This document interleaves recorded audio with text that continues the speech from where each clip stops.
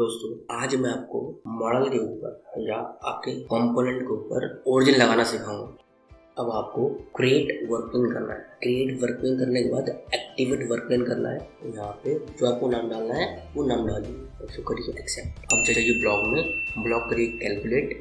अब देखिए आपको यहाँ पे वैल्यू हो गई है XYZ तीनों। अब आपको जाना है स्टार्ट एंड एंड पॉइंट पे।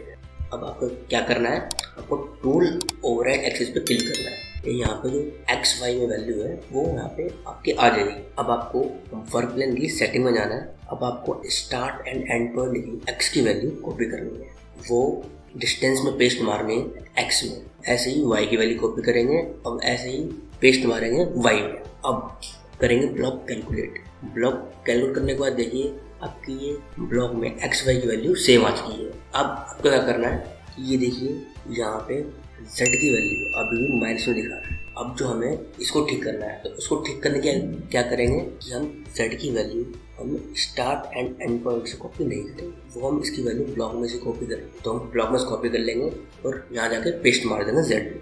अब करेंगे कैलकुलेट। अब देखिए आपका XY दोनों सेम हो चुके हैं, Z प्लस में 0। अभी आपका ठीक है।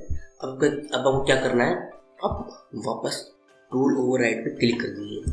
वापस टूल ओवरराइड पे क्लिक करने के बाद देखिए आपको XY की वैल्यू 0 मिल जाएगी, लेकिन Z की वैल्यू अभी भी माइनस मिलेगी। तो इसको ठीक करने की क्या करना है, आपको जाना है रैपिड मूव हाइट्स में।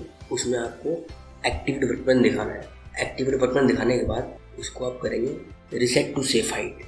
जैसे आप रिसेट टू सेफ हाइट करेंगे तो यहाँ देखेंगे आप 10 mm वैल्यू आ गई है, वही 10 mm value start and and point में आ गई है। और अभी आपका सेंटर और ऑरिजिन पड़ गया है। अब आपको क्या करना है, एक बार कंट्रोल 2 करके वो चेक कर लेंगे जो आपने अपना ओरिजिन डाला है, आपने वर्कप्लेन लगाया है, वो ब्लॉक के टॉप पे आ रहा है या नहीं। अगर तो वो टॉप पे आ रहा है तो ठीक है, लेकिन टॉप से ऊपर आ रहा है तो आपका ओरिजिन ठीक नहीं पड़ा है। और तो ब्लॉक के नीचे आ रहा है तब भी आपका ओरिजिन ठीक नहीं पड़ा है।